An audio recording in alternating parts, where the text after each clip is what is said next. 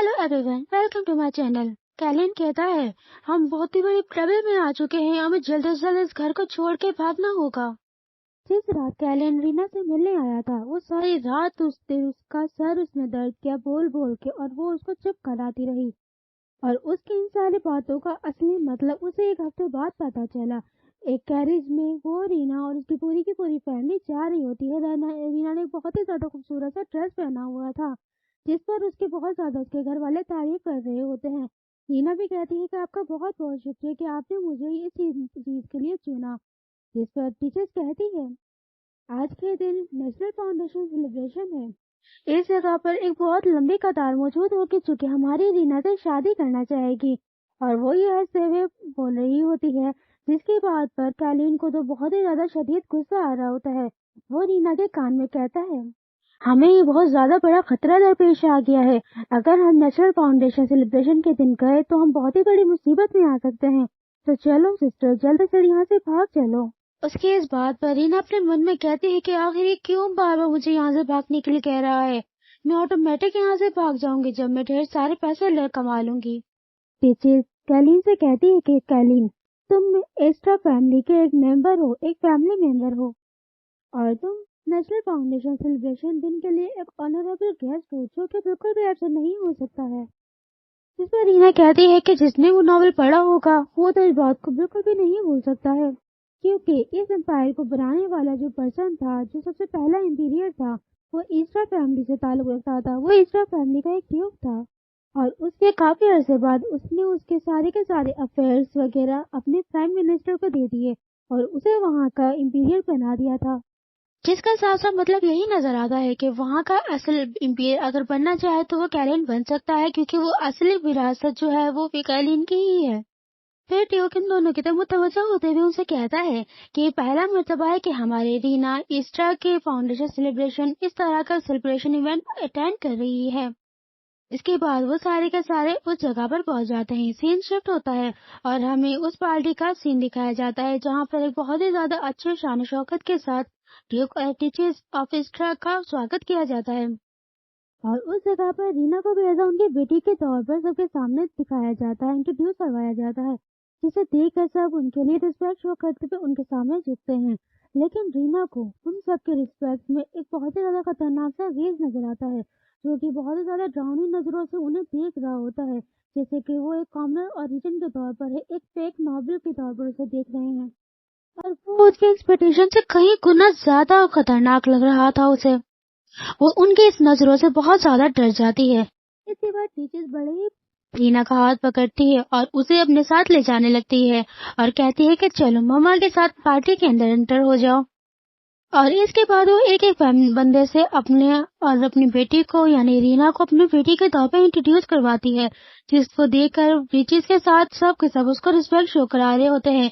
रीना उसे ये सब को देखकर बहुत ही ज्यादा अजीब लग रहा होता है, और उसकी वजह से उन लोगों की अजीब सी नजर उसकी तरफ से खत्म हो चुकी थी। जिस तरह से रीना की इतने में टीचर्स कोई चीज नोटिस कर दी और कहती है कि अरे हाँ, मुझे तो याद आया, अभी देखो तो जरा ये रीना की ही उम्र के हैं। इतने में पीछे से उसका कैलिन मुंह पकड़ लेता है और उसे बोलने नहीं देता। ये सीन उन माँ बेटे का बहुत ही ज्यादा फनी सीन लग रहा था।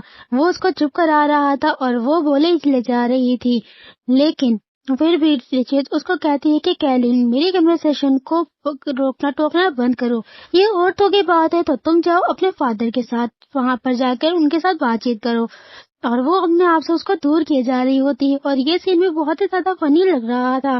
पीछे से रीना उसको बड़ी खामोशी से उन दोनों के एक्स को देख रही थी। इस जगह पर वो वाकई में माँ बेटी लग रहे थे। अभी वो अपने बेटे से इस तरह की बातचीत कर ही रही होती है कि पीछे से उसे कहती है काफी अरसा हो गया टीचर्स आपको देखे हुए मुझे। और ये वहाँ की एक बहुत ही ज्यादा नॉबल लेडी थी जो कि उन्हें कह रही होती है कि काफी ज्यादा अच्छे रिलेशनशिप लग रहे हैं आज सबके, जो कि वहाँ की एक नॉबल लेडी भी कहा जा सकता है और वहाँ की एक मर्चेंट्स भी थी जिसका नाम मैजिन था। और वो रीना की तरफ देखकर कहती है कि देखकर लगता है कि ये आपकी अडॉप्टेड डॉटर है। रीना भी उसको हेलो करती है और वो उसकी तरफ काफी ज्यादा अजीब सी नजर से देखती है और कहती है कि ये काफी ज्यादा इम्प्रेसिव है यंग लेडी। और और वो कैलिन को देखकर उसके बारे में कहती है कि ये काफी ज्यादा शॉकिंग है कि आप ही यहाँ पर आए हैं।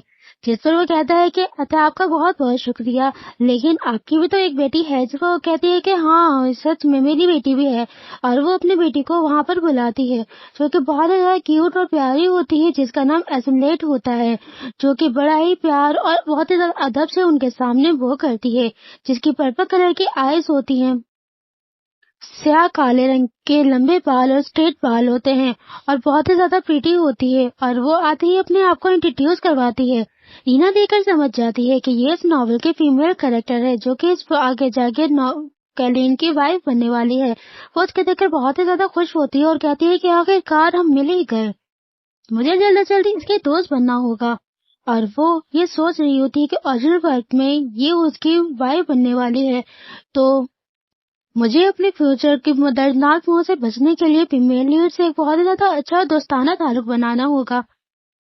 اور وہ لیڈی اپنی بیٹی کو رینا کی ایج کی کہہ کے کہتی ہے کہ یہ دونوں ایک دوسرے کی بہت اچھی دوست بن سکتی ہیں، یہ دونوں تو سیم ایج کی ہیں، اور جس پر ٹیچرز بھی کہتی ہے کہ چلے جاؤ تم دونوں جا کر کھیل سکتی ہو۔ رینا بھی اس کے بات پر ایگری کر جاتی ہے اور وہ ایزملیٹ کو لے کر وہاں سے چلی جاتی ہے۔ کیلین ان کے ساتھ نہیں جا رہا تھا، جس پر رینا اسے کہتی ہے کہ کیلین کیا تم ہمارے ساتھ نہیں جا رہے ہو؟ کیلین کہتا ہے کہ نہیں، آپ دونوں چلی جائیں اور مزے کریں وہاں پر، میں یہاں پر اپنی مدر کے ساتھ رہوں گا۔ اس کی اس بات پر رینا کہتی ہے کہ شاید ہو سکتا ہے ناول کی سٹوری تو آگے جا کے شروع ہوگی، تو یہ ممکن ہو سکتا ہے کہ ان دونوں کے بیچ زیادہ انٹرسٹ نہ ہو، آگے جا کے کافی زیادہ اچھے دوست بن سکتے ہیں۔ ایزملیٹ اور رینا ایک دونوں جا کے ایک سیٹ پر بیٹھ جاتے ہیں اور ایک دوسرے کے ساتھ بیٹھ کے چائے پی رہے ہوتے ہیں۔ اوریجنل ناول میں ایزملیٹ اپنے خاندان کی ایک بہت ہی زیادہ لاڈلی اور پیاری بیٹی تھی، اور ہر کوئی اس کے بولڈ اور سیلفش نیچر کو پسند کرتا تھا اور اسی طرح سے اسے پہچانا جاتا تھا، اور پتہ نہیں وہ بھی اسی بات میں اس کی طرف دیکھ کر سوچ رہی ہوتی ہے۔ اچانک سے ایزمی اس کو کہتی ہے کہ ویسے ابھی تو ہم ملے ہیں، لیکن میں رینا تمہاری ایک بہت ہی زیادہ قریبی دوست بننا چاہتی ہوں۔ اسے دیکھ کر کہتی ہے کہ اوہ یہ کتنی زیادہ ایڈوریبل ہے، یہ کافی زیادہ چارمنگ ہے اوریجنل ورک سے زیادہ۔ اور رینا بھی کہتی ہے کہ میں بھی ایزمی تمہاری کلوز فرینڈ بننا چاہتی ہوں، اور وہ یہ ساری چیزیں جاننے کے لیے کہ آخر اس کی کیا کیا ہابیز ہے اور وہ کیا کیا کر سکتی ہے، وہ اس کے ساتھ قریب رہنا چاہتی تھی۔ رینا ایزمی سے کہتی ہے بہت زیادہ خوش ہوتے ہوئے، کیا تمہیں فینسنگ، ہارس بیک رائڈنگ اور آرچری پسند ہے؟ جس پر وہ کہتی ہے کہ تمہارا مطلب یہ ساری کی ساری چیزیں؟ نہیں، میں اتنے زیادہ ہارڈ ورکنگ نہیں ہوں اور میری اسکلز ان ساری چیزوں میں اتنی خاص اچھی نہیں ہے۔ اس کے اس بات پر رینا کو تو زیادہ صدمہ ہی لگ جاتا ہے اور وہ بہت ہی زیادہ سرپرائز ہو جاتی ہے۔ اس کے مطابق یہ دونوں یہ ساری کی ساری چیزیں اس کی فیوریٹ ہونی چاہیے تھی، اس میں بہترین ہونی چاہیے تھی، کیونکہ کیلین بھی ان ساری چیزوں میں بہت ہی زیادہ اچھا ہے۔ ایسمی کو لگتا ہے شاید وہ اس کو کرٹیسائز کرنے کی کوشش کر رہی ہے اور وہ دکھی من سے ایک طرف بیٹھنے لگتی ہے، جس پر رینا اس کو تسلی دیتے ہوئے کہتی ہے کہ نہیں، میرا یہ مطلب نہیں تھا، میں تو صرف تمہاری ہابیز جاننا چاہتی تھی۔ اور یہ اس کا پوچھنے کا یہ مقصد بھی تھا کہ اوریجنل ورک میں وہ دونوں ایک ہی طرح کے ہابیز کی وجہ سے ایک دوسرے کے کافی زیادہ قریب آئے تھے، وہ ایک دوسرے کے ساتھ پریکٹس کیا کرتے تھے اور وہ اس وجہ سے بہت قریب آ گئے تھے، اور ہر کوئی انہیں کہا جاتا تھا کہ یہ جوڑی تو ہیون سے بن کے آئی ہے۔ اس کے بعد وہ ٹاپک چینج کرنے کی کوشش کرتی ہے اور کہتی ہے کہ کیا تمہیں سنیکس پسند ہیں؟ اور جیسا کہ اس نے اپنے مائنڈ میں سیٹ کر رکھا تھا کہ بچوں کو سنیکس بہت ہی زیادہ پسند ہے، وہ بہت ہی زیادہ پسند کرتی ہیں اس طرح کی چیزوں کو، جس پر ایزمی بھی بڑے خوش ہوتے ہوئے اسے کہتی ہے کہ ہاں سچ میں مجھے بہت ہی زیادہ پسند ہے۔ رینا خوش ہو جاتی ہے اور کہتی ہے ایز ایکسپیکٹڈ، میں نے جیسے کہ سوچا تھا۔ ایزمی اس کو کہتی ہے کہ اسنیکس فوربیڈن ہے میرے لیے، کیونکہ یہ میرا ویٹ بڑھاتے ہیں، جس کی وجہ سے مجھے زیادہ اسنیکس نہیں دیے جاتے۔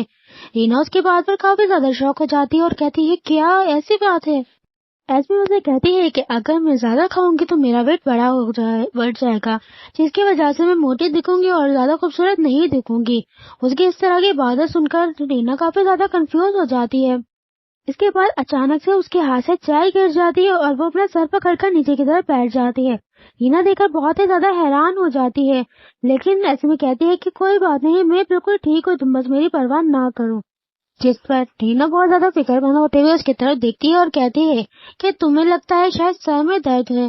ایسے میں کہتی ہے کہ نہیں، سچ میں رینا میں بالکل ٹھیک ہوں۔ ویسے ہم کس بارے میں بات کر رہے تھے؟ ہاں، میں نے سنا ہے یہاں پہ ارد گرد کہیں پر ڈیزرٹ شاپ ہے، اور سنا ہے وہاں کی ڈیزرٹ بہت ہی زیادہ مزے کی ہوتی ہیں، لیکن میں کبھی بھی ان کو اپنے لیے بائی نہیں کر پائی ہوں۔ جس پر رینا سے کہتی ہے او ایسی بات ہے، چلو اگلے بار اگر میں وہاں پر جاؤں گی تو ایسمی تمہارے لیے بھی وہاں سے ضرور میں لے کے آؤں گی، لیکن ابھی تمہاری انرجی کو ریگین کرنے کے لیے مجھے تمہارے لیے کچھ سوپ یا اس طرح کا کوئی فوڈ لے کے آنا ہوگا۔